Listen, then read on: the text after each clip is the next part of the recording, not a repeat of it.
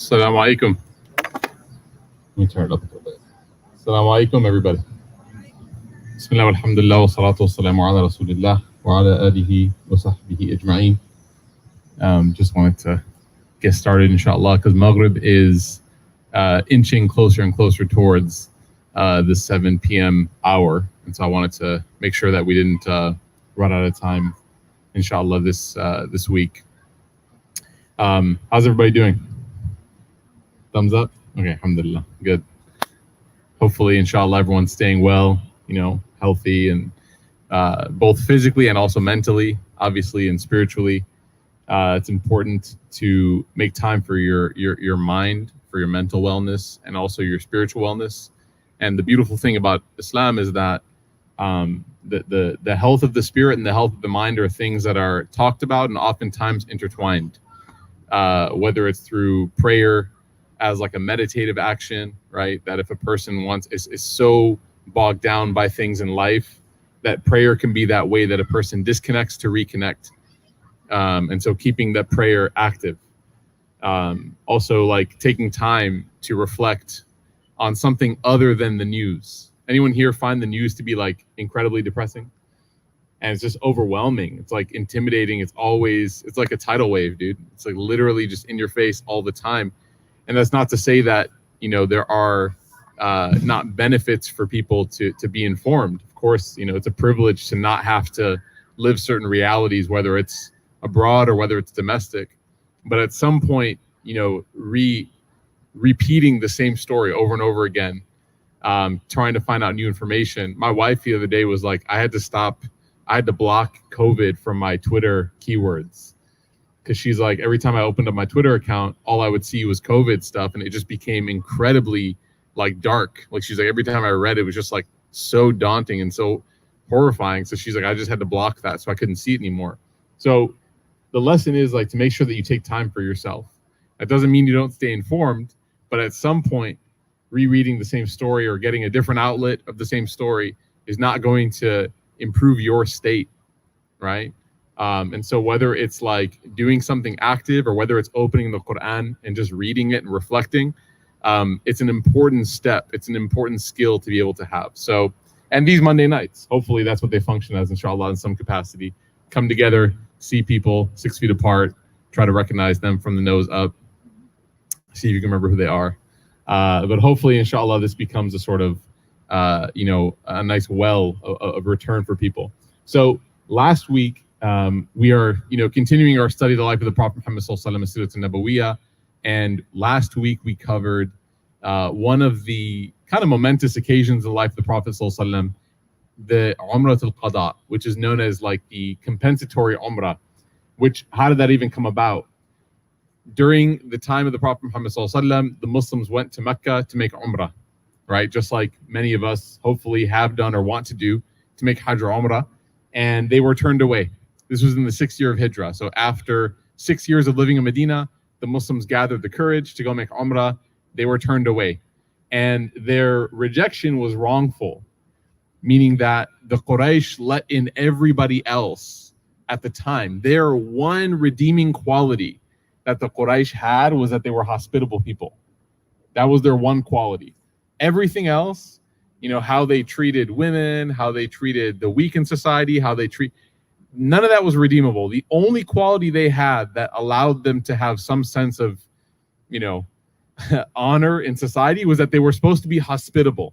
And so by rejecting the Muslims from their Umrah trip in the 6th year of Hijrah, they basically proved to themselves and everybody else that they're not truly hospitable because they pick and choose who they want to welcome into their city.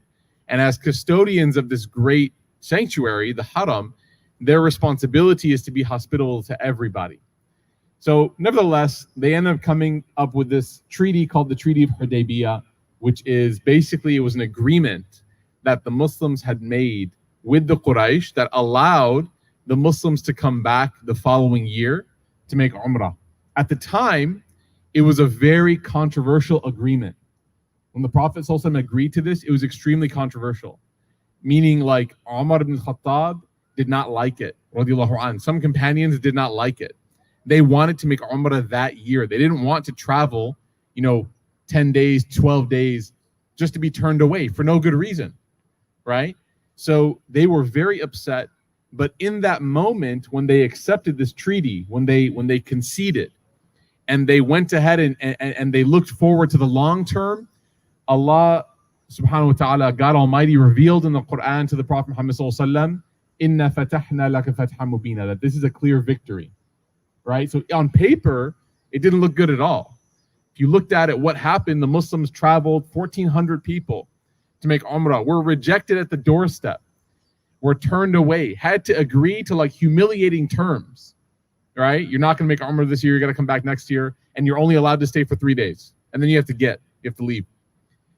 When they accepted that, it bothered some of the companions, but Allah said that this is a clear victory because you were able to swallow your ego, swallow your pride, as they say, and you were able to look forward to what the long-term vision and goal was. It wasn't about, even when you want to do something good, sometimes you can become egotistical about it. Even when you want to do something right, it can already be about you too, right? People can become upset because they didn't get the chance to do something good. They can say, well, I wanted to do that. Well, it's not about you, right? If we're trying to, destroy poverty and destroy hunger and homelessness, there's no reason to get upset if somebody else does it before you.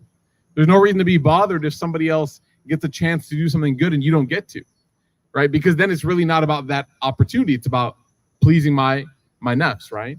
So the believers were sent back. The following year they came back, and this is what's called Umrah al-Qada. This is like the fulfilling Umrah, They go, and as we said, 1,400 plus 600 more, 2,000 people went and made Umrah. And when they got to Mecca, we talked about this last week, the Quraysh, what did they do? When the Muslims arrived to make their Umrah, what did they do? What did the Quraysh do? They left. We talked about this. They were sore losers, right? And we talked about how like one of the personality traits of a Muslim is that when somebody has the right for something and they're doing something, that you don't become bitter. You don't become sour when somebody else has an opportunity or has a blessing from Allah that you don't have. That's not how we operate. If somebody else is, if you're single and want to get married, and I'm not here to solve that, but if you're single and want to get married, right, and somebody else is getting married, there's no reason for you to be upset. Logically, emotionally, of course, everyone's going to feel bothered, but there's no reason logically, right? What's that going to do? Imam Ghazali says when you envy somebody, you're actually not hurting them, you're only hurting yourself, because that person still is going to get what they get. Only what you're doing is you're just disagreeing with God's provision. You're saying Allah made a mistake, that he should have given that to me. You're in the market for a house and somebody else gets the contract. Why are you upset? It was never yours to begin with, right? You want to have a kid and you're not able to, and somebody else is pregnant, you get upset. Why? Right? Why? There's no reason to logically. So the Quraysh, they demonstrated this. When the Muslims were coming to make Umrah, to do something that was agreed upon, they couldn't bear the sight of seeing these people celebrating, worshiping Allah, making Umrah, making tawaf around the Kaaba. They couldn't, so they left. They just dipped. And then on top of that, when the Prophet Muhammad sallallahu alaihi wasallam, when he asked Bilal to call the adhan on top of the Kaaba as a statement and as an important milestone in Mecca, that this was a former slave who was freed, who was abused, right, by Umayyah bin Khalaf, and we accepted him and we brought him in to show everybody that God only judges people based on piety, not anything external, whether it's race, whether it's gender, whether it's socioeconomic status. None of this matters to Allah. None of this. The only creature in the world that cares about these things are human beings. Animals don't care, right? The jinn don't care. Everyone's like, what's a jinn? Don't worry about it, right? They don't care. No being cares about the color of your skin, your gender, what you do for work. Nobody cares except for each other. And so the Prophet ﷺ wanted to make that point very clear, that this is a construct. How we judge each other are all human constructs. So he says, we're going to put Bilal, who you view as lesser than you, because of some constructed reasons in your head, and we're going to let him call the adhan on the Kaaba so that you understand how nonsensical your constructs are. your constructions are. He calls the adhan, and some of the Qurayshi people who were there, like the son of Abu Jahl, his name was Ikrimah, he said, like, I'm so happy my father is not here today. Because if he saw this, he would have lost it, right? Some others made some similar comments. So we left off at that point. Now, the Prophet Muhammad ﷺ, when he made Umrah, he was there for 3 days. He was there for 3 days. And again, you know, some of us, when you go for Umrah, you're there for 3 days, 4 days, and you're kind of like, okay, that's a nice stay. But I want you to imagine that you just traveled in the desert for 10 days, 2 weeks. Staying somewhere for 3 days is not a long stay. And again, the Quraysh, their one saving grace was that they were supposed to be hospitable. They were known to be the people who welcomed people, who were supposed to feed people, take care of people. But they had this problem, they had this issue with the Muslims where they wouldn't extend this hospitality to the believers, which showed again this unfortunate rotten state inside of them. So the second, you guys, I want you to imagine like 3 days go by, 72 hours. 72 hours go by, the Quraysh are literally counting down the seconds, right? So let's say that the Muslims arrived shortly after Fajr on a Tuesday. The Quraysh are counting down the seconds until Fajr Friday morning. And as soon as the clock strikes 72 hours, literally, this is not an exaggeration, the Quraysh came back, they went straight to Ali ibn Abi Talib, radiallahu anhu, and they told him, tell your friend he has to leave. Who are they talking about? The Prophet Muhammad sallallahu alaihi wasallam. They said, tell your companion that he's had his 3 days, it's time to go. It's time to leave. Now, one of the Medinan Ansari companions who had a lot of love for the Prophet sallallahu alaihi wasallam. Okay, if you guys have ever seen like a video of like some beef that was about to go down or like some tension that was boiling over, there are usually the 1 or 2 or 3 people that are in the center, and then you have what's called hype men or hype women around them, right? So you have these people who are like about to step up and they start taking off their jackets, they might take off their hat, right? And they're basically about to jump in the fight, even though it's not really directed at them, but they're so loyal. They're so loyal to that individual that if you offend that person, it's like offending them. So Sa'd ibn Mu'adh, radiallahu anh, he is so upset when he hears that they're trying to kick the Prophet ﷺ out, that he goes up to these Qurayshi people and he tells them, you think this is your land? You think that this is you own this earth? You think that God gave you the right to this earth, that no one else can come here? And that you have the right to tell people when they can come and when they can leave? And he basically was declaring a fight with them. He said, if you want to be able to do that, you're going to have to do it over my dead body. And the Prophet Muhammad ﷺ, he looks and he tells Sa'd, he says, just relax. He goes, these people have come to our camp where the Muslims were camped out, and they have come to inform us that it's time for us to leave. He said, because they came to our camp, they're our guests, right? They're our guests. In theory, obviously, the Muslims' home is in Medina, but the camp is their temporary home. He said, they've come to our camp, they're our guests. He said, don't treat our guests poorly. Do you see the juxtaposition? I've always wanted to use that word in real life. Have you seen the juxtaposition of what just happened? Do you see this incredible, this is like, especially in the time that we're living in now, it's so important to look at how the Prophet ﷺ dealt with being oppressed. It's so important.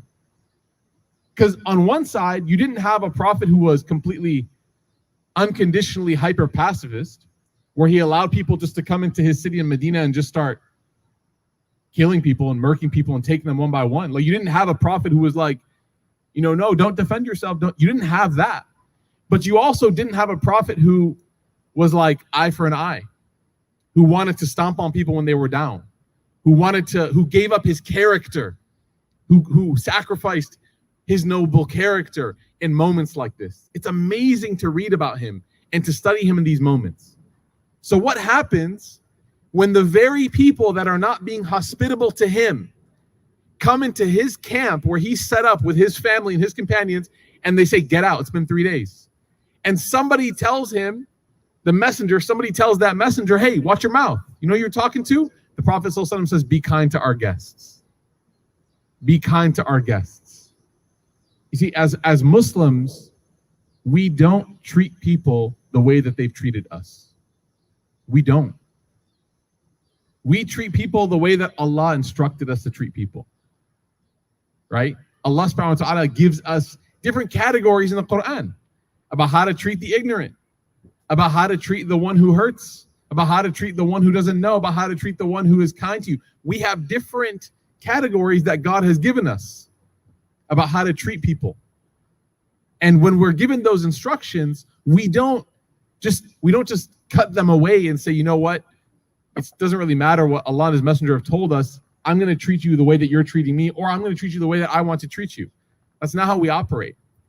Because again, if we do that, we've fallen now to the point of an individual who is just living by their own instincts and indulgences. Because anger, frustration, right? This tension that we have built up and expressing it can also become a selfish act. It can also become a selfish act. It's important for us to always think of the bigger picture, and that's what the Prophet Muhammad ﷺ did. And so what did he do?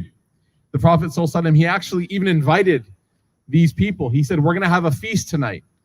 We're going to have a feast tonight here before we leave. He said, why don't you join us? He said, why don't you join us? He was telling the Quraysh, come and eat with us. And they said, no, we don't want to eat with you. He said, all right, our food's good, right? Muslim food is always good. So he's like, it's good. And they said, we don't want to eat with you. He said, okay. So they wrapped up, they had their feast, and they ended up leaving back to Medina. Now, today's session, I wanted to cover two really amazing stories that happened right after this in the 8th year of Hijrah. In the 8th year of Hijrah. And by the way, this is, if you know the years that the Prophet ﷺ had in Mecca as a prophet and in Medina. How many years did he have in Mecca as a prophet? 13. How many years in Medina? 10.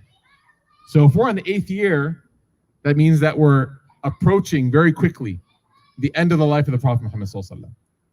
The end of his life. He's just over 60 years old now in the story. We started all the way, 50, 60 weeks ago. We started this series. We started when the Prophet Muhammad ﷺ wasn't even born yet. We started Ibrahim alayhi salam. And now we're here and the Prophet ﷺ is just over 60 years old, approaching the end of his life. And why do I say that? Because you have these moments like Umrah, when they're finally able to go to Mecca. You have the moment like when Mecca is finally opened for the believers, Fath Mecca. You have these conversions of people accepting Islam who were once like very obstinate enemies of the Muslims. But this didn't happen in the beginning. It didn't happen 20 years ago when the Prophet ﷺ was going through boycott and sanction and famine and starvation. It happens when? At the very end. And it's interesting because a lot of times we interpret delay from Allah as a sign of that God is disappointed with us. That, if Allah doesn't give me what I want right now, this delay equals disappointment. Because if God loved me, why wouldn't He just give me what I want when I want it? Right? Isn't that how we interpret things? Like Musa, I'm trying to explain to my son the idea how Amazon works. So basically we have this system and it's becoming very expensive. I might need to start a GoFundMe for this. So Musa is memorizing Quran. All right, so we did, mashallah, Surah An-Nas, and he just finished Surah Al-Ikhlas.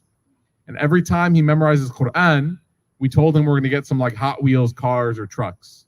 Okay? Now, I didn't know when I agreed to this, and this is why in Islam, it's actually haram to agree to a transaction unless you know the terms. Okay? I didn't know when I agreed to this that each of these trucks was like $17, $19. Okay? Now, there's 114 surahs in the Quran. So you do the math, right? So Musa's already done 2, so I'm out about $40, okay? So I'm trying to explain to Musa that on Amazon, when we order these things, okay, when he finishes, the way it works is basically it takes him a couple of days to memorize it. And then when he finishes, we go to Amazon and I show him and I say, okay, now the delivery guy is going to deliver, in 1 or 2 days or whatever, this package.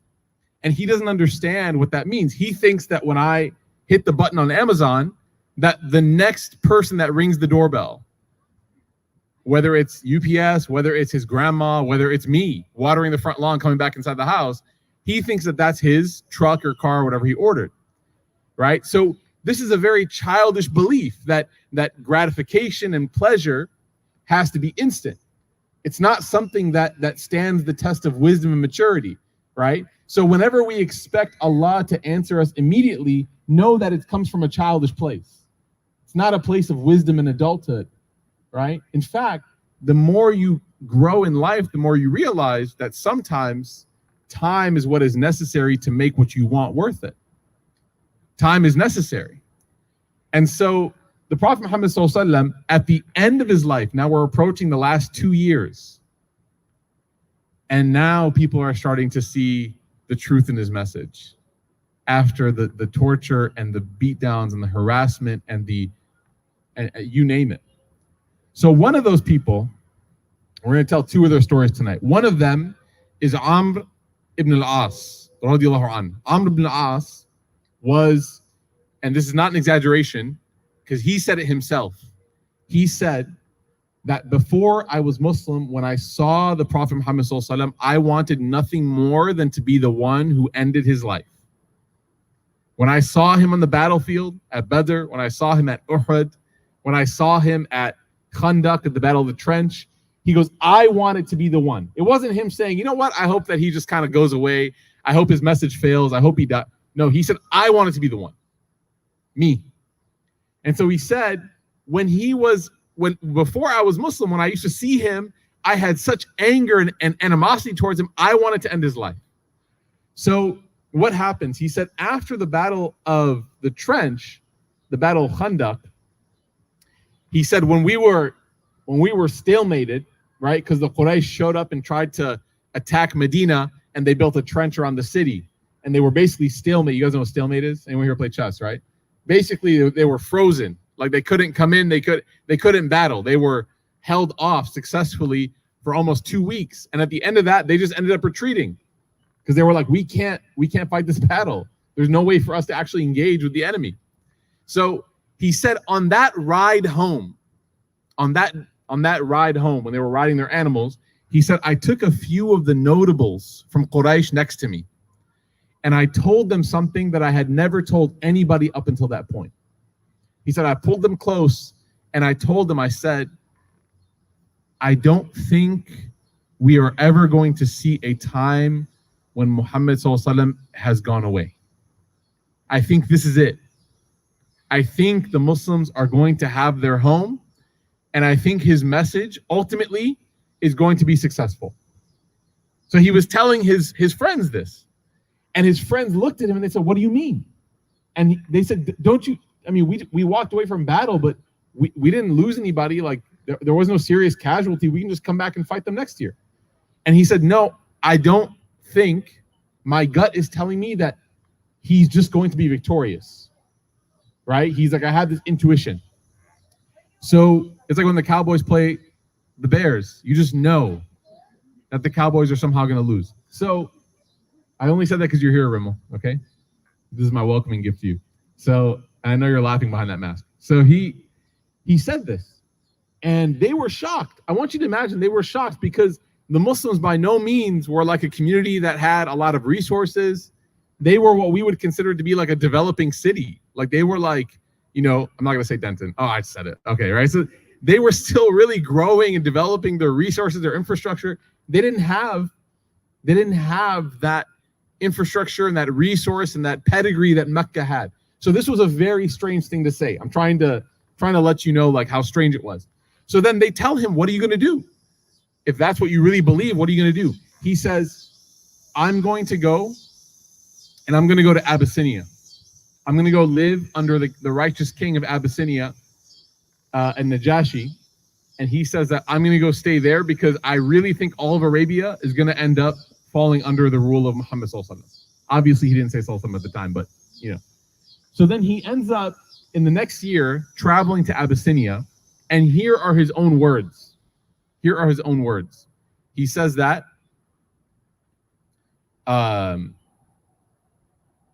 He says, I went to Mecca and I spoke to my friends. And after that, he said, I went to Abyssinia. And he goes, when I reached Abyssinia, I was sitting in the court of the Najashi. I was in the place of the king. And he said, at the same time that I was there, at the same time, a messenger from Medina, a Muslim messenger, just showed up. But literally, he goes, I stroll into the court of the king. He welcomes me. He asks me, how are you? Do you bring any messages from your leaders? He goes, yes, we brought gifts. And then he goes, at the same time, this messenger shows up from Medina. And he says, and within me, all of a sudden, when I see this messenger from Medina, he said, I feel something in my chest. I feel this fire that's burning. I'm so angry. I'm so upset. And this is maybe my chance. His chance for what? He goes, this is my chance now to prove my loyalty and to maybe take out one of the close ones of the Prophet Muhammad sallallahu alaihi wasallam. So this messenger comes and he meets with the Najashi. He ends up talking to him. And then the messenger leaves. The Muslim messenger leaves. Amr ibn al-As then goes to Najashi and he tells him, he says, O king, I have one request. And he goes, what's your request? He said, your messenger, this person who has just come to you, he comes to you from a person, from a leader that has caused chaos and destruction with many of our people in Mecca. You guys see the Islamophobia here? I feel like I'm watching, when I read this, I feel like I was reading a transcript of Kaylee, whatever her name is, right? Just like the alternate reality. He said, this person comes from a leader who has caused such utter chaos in our peaceful home of Mecca. Of course, he's leaving out all the interesting details about how, oh yeah, we starved them, we abused them, we basically evicted them, we forced them to leave, we then appropriated all of their wealth and property and took everything from them. And then when they tried to fight, he's leaving all that out. He's just like, this guy has caused a lot of problems in Mecca. But Amr doesn't know something at this point. He doesn't know that the Najashi has actually accepted Islam secretly. So he's actually speaking to a Muslim. So it's like someone coming up to you. My brother, his name is Sharif Murphy. He's a doctor. When he rounds in his hospital, his badge just says Dr. Murphy. And he's like me. We're half Egyptian, half Irish American. And the Irish American side obviously stuck out more, right? And so he walks in, and he's in a hospital in a state in the South, let's just say.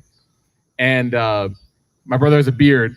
So then when he walked in, he said, oh, the patient said, when I saw your beard, I thought you were one of those Muslims. And my brother was like, this is awkward. How do I respond to this? This was a few years ago. I remember he told me this. And he was like, because he's like, Dr. Murphy, I thought you were one of those. And Sharif's like, God. So he ended up telling him, he was like, I am. And the guy was like, so, like just weirded out and awkward and unapologetic, but still, nevertheless, right? So he tells Najashi, I want to kill this messenger of the Prophet Muhammad sallallahu alaihi wasallam. And he doesn't realize he's talking to a Muslim. I don't know how many of y'all have been in that situation before, right? It's kind of weird. So, and Najashi responds amazingly. You know what he does? He says that he was very angry. This is Amr's words. The Najashi was so angry that he took his fist and punched me in the face. And he hit my nose so hard, I felt like it was broken. He said, I was bleeding so heavily from my nose, but I was even more humiliated because I realized what happened. And he goes, I wanted the earth to swallow me up. Anyone here, you guys have Arab parents? Anyone here Arab? You know, Arabs, they use like language like that. It's very dramatic. Like whenever they're embarrassed, they're like, I wish the earth would just swallow me up. And you're like, it's okay. It's just a fender bender. Relax. Like you don't have to, So Amr is using this very dramatic language. He's like, I wish the earth would just swallow me up. And he said, Your Majesty, he told them, the Najashi, had I known that you would not like what I just said, I never would have said it. This wasn't me trying to be a jerk. I'm not trying to say things that you don't like to your face. I didn't know. Okay? And the Najashi said, Amr, he says, you are asking me to give you the messenger of a man who received the angel that went to Moses? You're asking me to go against a man who received the same messenger that went to Moses, Jibreel alayhi salam. And he says, so that you can kill his envoy? And he says, when I felt his words, Amr said this, when I heard his words, he said, I felt my heart begin to change. It's interesting, right? Amr bin As has met the Prophet ﷺ face to face. He's talked to him. He's fought against him. He's met other Muslims. He's witnessed all of this. But none of that was enough to convince him of the truth of Islam's message.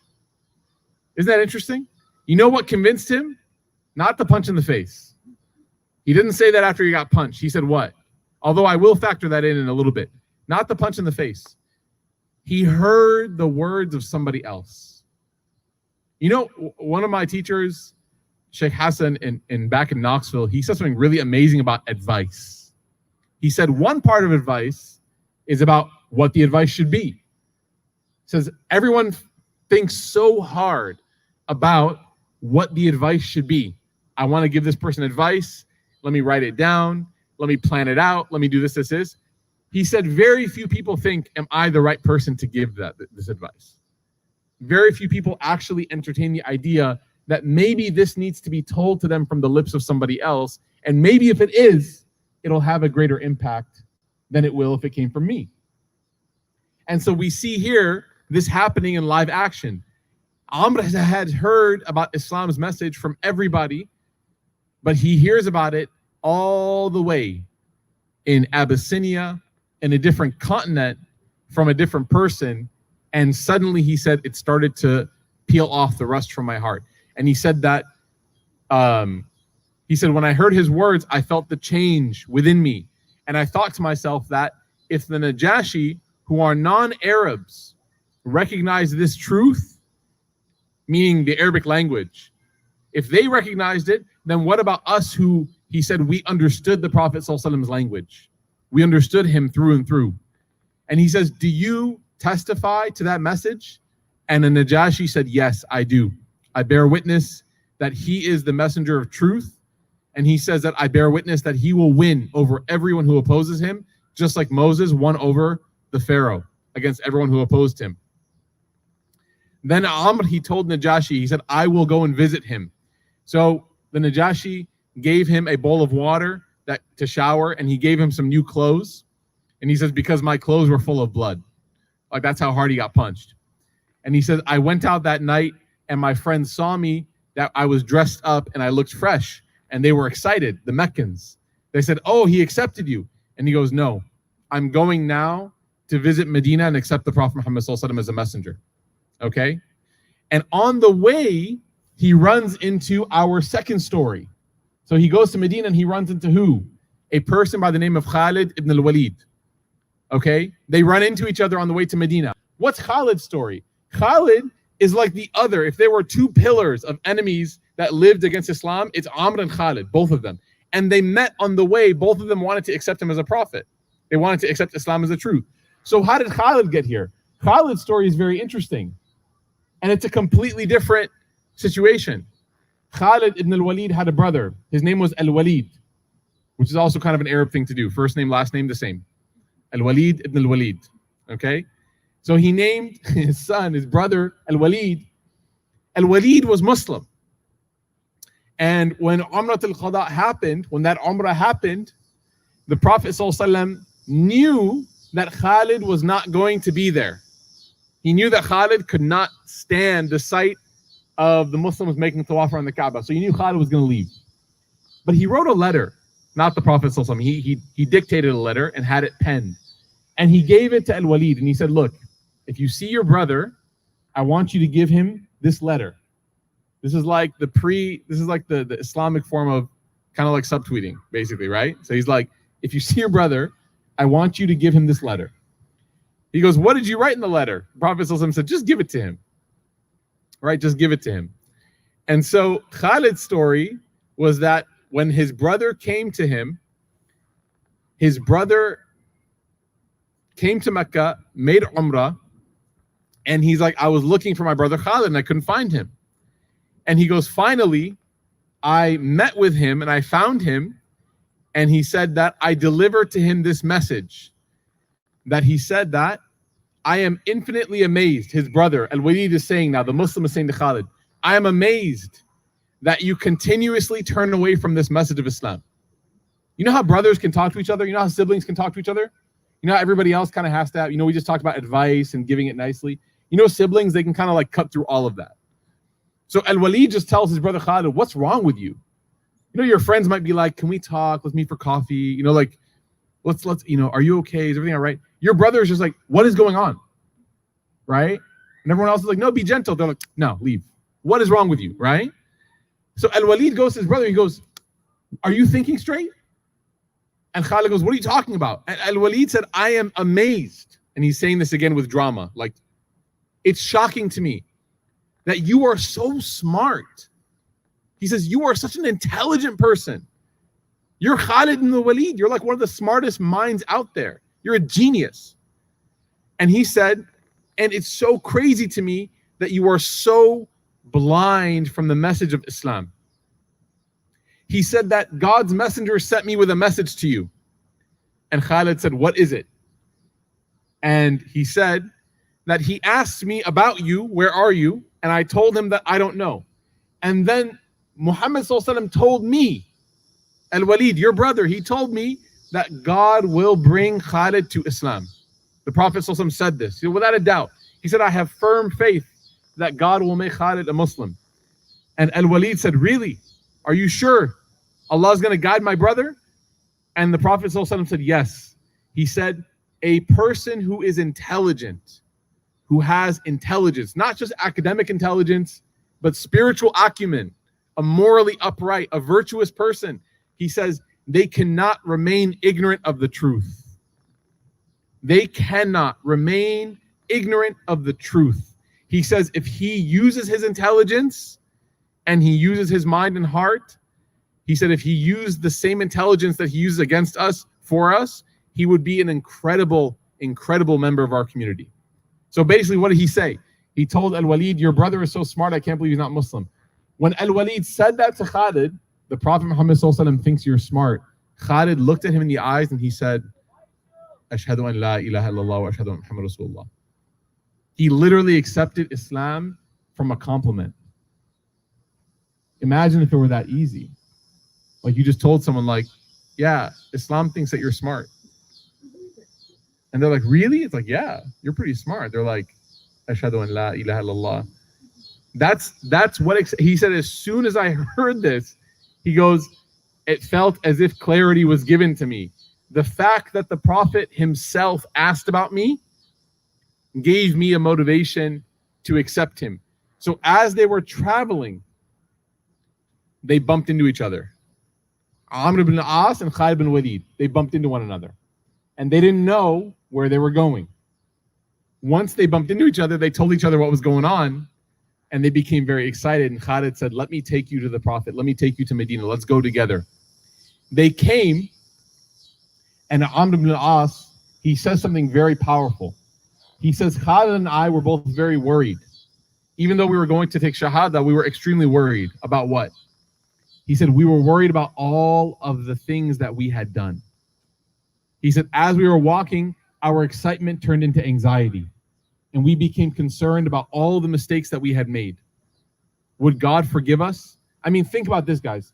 Khalid ibn Walid and Amr ibn al-As were the generals of the armies that caused so much loss and pain and tragedy in the Muslim Ummah. Like they were the generals. They were the ones in charge. So their excitement turned into anxiety. They became nervous. Is the Prophet ﷺ going to accept us? Sure, he accepted Umar, but that was a long time ago. Umar had barely done anything to the Muslims by that point compared to what we have done. He said, is he going to accept us? So they go, and Khalid said that when we arrived in Medina, the messenger of God was informed of our arrival. He was informed that we are here. And the Prophet ﷺ, he looked at his companions when he was told, and he said that Mecca has sent you its best. Mecca has sent you its best people. And Khalid said, I was the first one to walk in, and I greeted the Prophet ﷺ, and his face was smiling. He said, when I saw his face smiling, I forgot about all my worries. And I took his hand in my hand, and I greeted him, and I accepted him as the messenger of Allah. Amr's story is a little bit more interesting. said that I was afraid about all the sins that I had committed. And he said, I'm also afraid that I'm a weak person. That what happens about all the sins that I'm going to commit? I'm not perfect. I'm worried. So he said, I was going to accept Islam on 2 conditions. He said, I had it in my mind. There's 2 things that if the Prophet of God says, yes, I will accept Islam. He said, number 1, will God accept my sins from the past? And he said, number 2, will God forgive all of my sins in the future? That's kind of an interesting condition, right? So he said, I had these 2 conditions in mind. You know, when you're walking into a big meeting, you kind of repeat something in your head over and over again. Have any of you ever told yourself you're not going to forget something and then you forget it? Like you guys are like, I can't forget this part, and then you forget it. Anybody? So Amr walks into the meeting and he sits with the Prophet ﷺ, and he said, I was so shy to even look at his face because of what I had done. I had looked at him only before from the opposite side of the battlefield. I had looked at him only before in Mecca as an enemy, with his followers being my enemy. That's the only time I've ever looked at him. And now I'm sitting there in front of him. Our knees are touching. My hand is about to reach out for his hand. And this is the messenger of Allah. He reaches for my hand, and as I reach, I pull it away. He said, I quickly pulled the hand away. Right? And the Prophet says, what's happening? Are you okay? And Amr says, Ya Rasulullah, I have 2 questions for you. If you can answer me these 2 questions, he says, I will convert. Or he says, I have conditions. So the Prophet ﷺ says, what are they? He says, will God forgive me for everything that I have done? Will God forgive me? And the Prophet Muhammad ﷺ started laughing, not out of mockery, right? He said, of course. He goes, didn't you know that when somebody accepts Islam or makes the pilgrimage to Umrah or Hajj, God forgives all of their sins? And when Amr heard this, his excitement became so overwhelming, he took the hand of the Prophet ﷺ and he shook his hand. What did he forget? He forgot the second question. So he left the gathering and he said, when he's telling the story again, he goes, I forgot the second question. And it's interesting, right? Because he forgot, but if we look back at what the second question might have done, you guys follow where I'm going with this? What's the answer to the second question, everybody? Is God going to preemptively forgive somebody's sins? Like, did any companion ever, were they told that God is going to forgive every one of your sins? No, they weren't told this. You had some companions who were given the glad tidings of paradise. You had some companions who were told that you'll be in paradise, but there was no direct statement that God has forgiven from you all of your sins. So what might that have condition done if Amr asked that question and the Prophet ﷺ says no? What might Amr have done? He might have gotten cold feet. He might have been like, man, I don't know if I can do this, right? And subhanAllah, the reason why I'm highlighting that is because when you forget something and you think to yourself, what's the first thought you think? Man, if only I remembered, right? That statement, if only I, low. The hadith says that phrase, if only I, is from shaitan. Because there's so many variables in your life. There's so many hypotheticals in your life that it's easy to sit here and say, what? If only I did this. If only I took that job. If only I went to school there. If only I didn't spend my money here. My sister-in-law the other day was at my house and she reminded me that I went through a phase in my life when I was younger where I loved, you guys know Tom's, the shoe company? And I like purchased an ungodly amount of Tom's. It's probably sinful actually at some point. And on top of that, the inside of Tom's, how many of you own Tom's right now? I'm about to ruin something. Okay, so the inside of Tom's, they use pig hide. And so I had to remove the inside and purchase like Dr. Scholl's or whatever it was for every pair. So my Toms were like limited edition. They were like Virgil Abloh Toms, right? And And then now, if you look at, like, I never wear anything besides sandals now. So I have this massive collection of Toms that I never wear. And my sister-in-law, she said, man, imagine how much money you would have saved had you not purchased those Toms. And I tried to make myself feel better by saying, well, I think they donate something somewhere, right? And she's like, yeah, whatever. You waste a lot of money on shoes you never wear anymore. That mentality, if only, what if I did this differently? What if I did that differently? Not for the sake of critical construction or positive growth in your feedback, but for the sake of what? Of perseverating and marinating in the realm of hypothetical.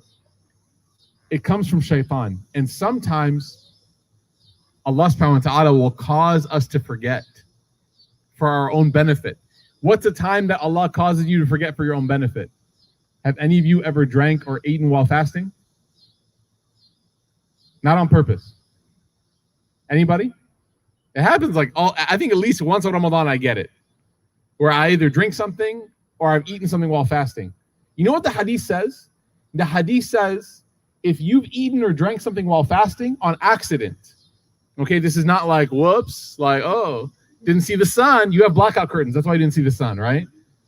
It's not like, oh, it's not Maghrib yet. No, it's Dhuhr. That wasn't the Maghrib adhan. You're like, oh, this ice cream cone just couldn't wait. You know, like, this is genuine forgetfulness. The hadith says Allah has fed you and given you drink. He says, the Prophet ﷺ says, keep your fast going because Allah has fed you and has given you drink. So sometimes Allah will cause you to forget things for your own benefit. Like while you're fasting and you're hungry and thirsty, sometimes Allah will give you a little bite or a little sip.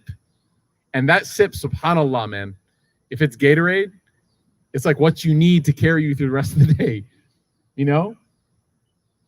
So in life, when they're not executed the way that you imagine because of genuine forgetfulness, not negligence or laziness, genuine. Like in an situation, realize that Allah had guided your destiny at that moment to protect you from maybe something that would have been detrimental to you had you remembered everything that you did not remember. Because if he remembered that second question, we're not sure if he would have accepted it the way he accepted. Because the answer would have been very different. And he accepts Islam, and that's the story, the acceptance of Amr ibn al-As and Khalid ibn al-Walid. The two, at this moment, most powerful adversaries to the Muslims in the 8th year after Hijrah have now accepted the Prophet ﷺ as their leader. Towards the end of his life, you start to see all of these blessings start to cascade through after 20 years of hard work. So we ask Allah subhanahu wa ta'ala to give us some benefit from this lesson, whether it's patience, whether it's sincerity, whether it's open-heartedness, whether it's not beating ourselves up for forgetting something, whether it's trusting Allah's plan in every situation, like Amr and Khalid had to trust Allah's plan, whether it's being kind with our words because you never know what a kind word can do to a hard heart, whether it's thinking of somebody because Khalid said, when the Prophet ﷺ thought of me, it changed my life. We ask Allah subhanahu wa ta'ala to grant us this. We ask Allah subhanahu wa ta'ala to make our hearts soft and our tongues even softer. We ask Allah subhanahu wa ta'ala to make us people that are inviting and not indicting. We ask Allah subhanahu wa ta'ala to make us people that guide and never misguide. We ask Allah subhanahu wa ta'ala to grant us safety and security and happiness in our faith and in guidance that He has given us. We ask Allah subhanahu wa ta'ala to untangle all of our knots in our life and in our backs and to grant us health and safety and to not test us with anything more than we can bear. And we ask Allah subhanahu wa ta'ala to grant forgiveness to anyone who has passed away. And we ask Allah subhanahu wa ta'ala to grant any, shifa, any healing and any recovery from any illness, whether it's COVID or whether it's anything else. We ask Allah ta'ala to grant that to our community.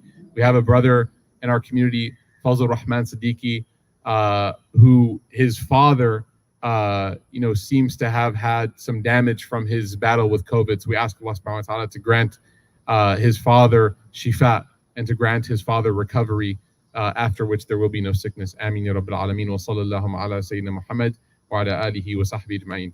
Jazakumullah khair, everybody. Inshallah, we're going to be praying Maghrib as normal, and then we'll be concluding our evening. I hope and pray that everybody benefited, inshallah. Starting next week, we're going to be having this session as normal, and then we'll also keep an eye out for the time adjustments as the weeks go on, because obviously Maghrib is going to keep getting earlier and earlier.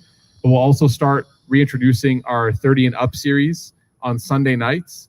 And then inshallah, we have plans towards the end of September to have our Thursday night soul food session for college students as well. So we're going to start increasing our programming here as well in the Roots backyard, let's call it, inshallah.